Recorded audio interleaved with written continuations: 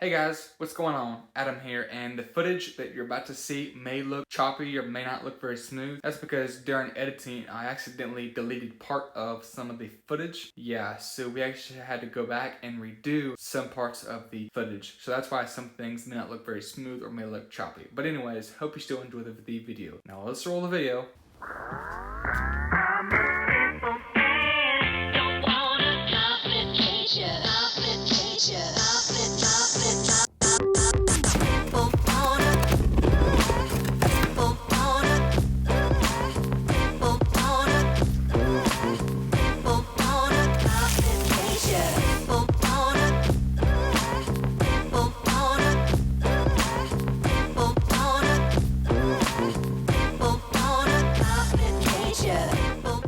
What's up guys, Adam Bradley here, and I hope you liked that intro that you just saw. Me and my wife had a lot of fun making that. This is actually take two because the first time I tried to film this, I accidentally lost all of the footage, so we're gonna do this take number two. So I finally got the Apple iPad Pro Magic Keyboard in the house, and this boy was expensive. It cost me $300.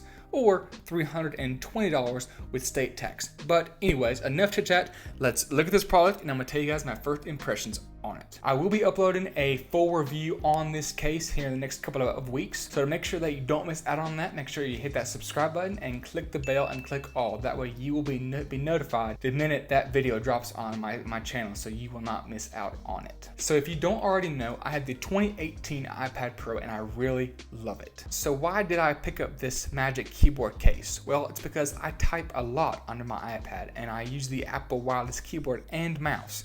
But I did not want to have to carry around three separate devices. I wanted one device that I can carry with me, and that's where the Magic Keyboard comes into play. And yes, I know you can get the Smart Folio keyboard case, but I don't like how the keys feel, and I still have to carry it around a mouse, so that would not work for me. The Magic Keyboard has a keyboard and a trackpad, so this really fits my needs. To attach this iPad to the case, you just put your iPad up to the case, and it connects via magnets on the sides of the case and on the sides of the iPad. And that's how it creates the floating effect, and it uses the smart connector to power the keyboard and the trackpad. So how strong are these magnets on this case? Well, let's try to shake the iPad off of the case.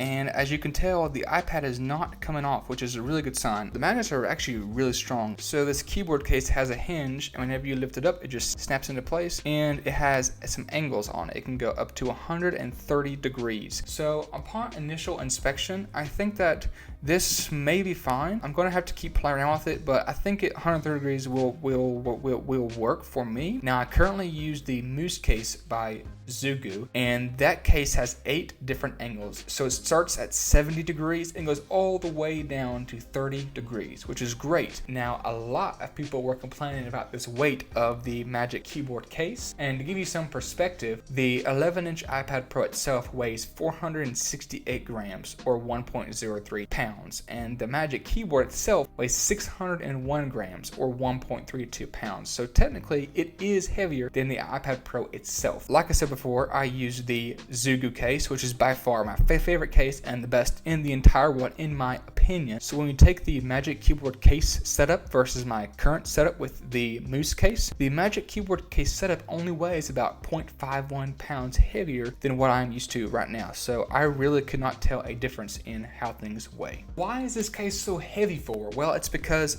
the weight of the case has to be on the bottom, because if the weight is at the top, then the iPad will fall right over, and that's the last thing you want when you're trying to use this iPad case, is your iPad to just fall right over. Now onto the keyboard. Apple is known for having terrible keyboards on their laptops, all the way going back from 2016 to the current 13-inch MacBook Pro, but it does not include the 16-inch MacBook Pro because that has the new scissor switch mechanism, and the 2020 MacBook Air has a new scissor switch mechanism as well, and the keyboard that's on the 16-inch MacBook Pro is also on this Magic Keyboard case. So let me just give you guys a first impression of what I think about the differences on the keys. All right, here we go. Okay, right off the bat, I noticed that the older style is much more louder than the Magic Keyboard keys. So check this out. So as you can tell, the keys are much quieter on this case. And but else I noticed right off the bat is that they're much softer as well. It kind of matches the softness of the case itself. Now one thing that I am noticing is that this Magic Keyboard does have a smaller width than the wireless keyboard that I'm using right now. So that may be a problem over time. Well, and because I have such big hands, this may be a problem when I'm trying to type a lot. My hands may get cramped, or that may feel like it's too tight. So I'm just gonna go ahead and do some quick typing and see what I think about this and how this feels. Okay, so I've been playing with it for a minute and I already noticed that it does feel a lot more cramped. Like I said before, I have big hands, so this tiny little keyboard is not going to be that great for me. Keys are much more closer on this keyboard, and I also noticed that some of the keys on the keyboard itself are smaller. So you have like the plus and minus key, the dash key, the slash key, all those are much smaller keys than on the actual case, so that might take some time to get used to the smaller keys. It is very cramped, and I could see this easily leading me to have more typos. Now something really cool on this keyboard case is that the keys are backlit. You can easily adjust the brightness of the keys by going to general keyboard, hardware keyboard, and you can adjust the brightness from there with the lighter. So that's really cool. It's something that you can do on this keyboard. However, having to go into the settings to change the keyboard brightness is a real pain in the butt. And that leads me to my next point, is that there is no function keys on this keyboard, and that is a huge major flaw on this keyboard case. Let's say that you want to change the volume of a song while you are typing on a project and it's too loud, so you want to go and raise the volume up. Sorry, you cannot use any of the keys on the keyboard to change the volume. You have to either A, take your trackpad and go all the way up to control center, tap that, and take your slider and kind of just lower or increase the volume as you see fit. Or option B is that you take your hand and you put it on the iPad and drag down, and then you can slide the volume up and down from there.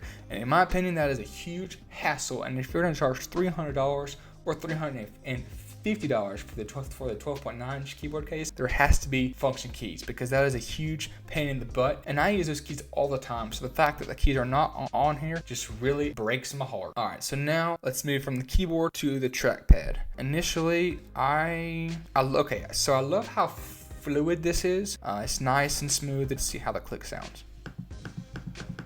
This click is so loud. Let me show you how loud this click is. That is just way too loud for a trackpad. And something that I was afraid of is that I knew this trackpad was going to be small, but I didn't know it was going to be this small.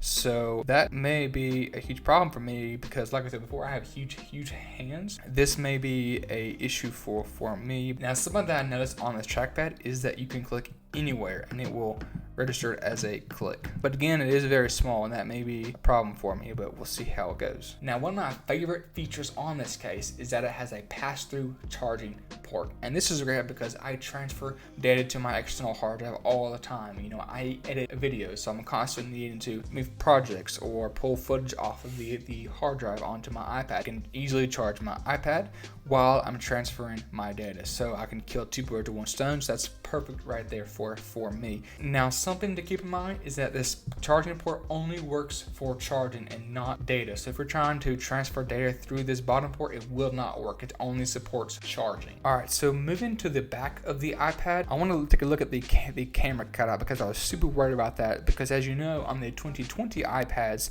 they had the new camera and the new LiDAR scanner, and that's a really cool feature of the iPad, but I didn't want to upgrade from my 2018 to the 2020 iPads. Something I'm super curious about is the lappability of this keyboard case. You know, how well can I put it on my lap and use it? And upon initially putting it on my lap, it feels pretty good. It feels like a laptop, but the bottom, it's still kind of top heavy a little bit. It does feel like the iPad is trying to kind of push itself over, so it just kind of feel weird compared to the MacBook Pro. Now, what I'm also curious about is how easy is this thing to open and close. Since there is no grip on the bottom of this case like there is on a MacBook laptop, how easy is this thing going to be to open up and close? It looks pretty good. I can easily just take the bottom of it and go ahead and open it up. Now I wonder if you accidentally take it from the top, what happens? So if you take the case starting from the top of the case and try to lift it up, it will actually detach your iPad from this case, and that's not what you want. So that could be a issue if you're trying to open up your iPad real quick and you accidentally open up too fast, then boom, your case would come off of the iPad. So just keep that in mind. So overall, my thoughts on this case is that it does have some cool features such as the pass-through charging port and the ability that this iPad floats. That's pretty incredible, but the keyboard is a little bit cramped and the trackpad is small. But what I'm going to do is look at this and use it for about a week or two, and then I'll be uploading my in-depth review on this iPad Pro and let you guys know my thoughts on if I'm going to keep it or if I'm going to return it. So make sure you hit that subscribe button and hit the bell, and stay tuned for that video coming in a couple of weeks. Have a great week, guys. See you soon.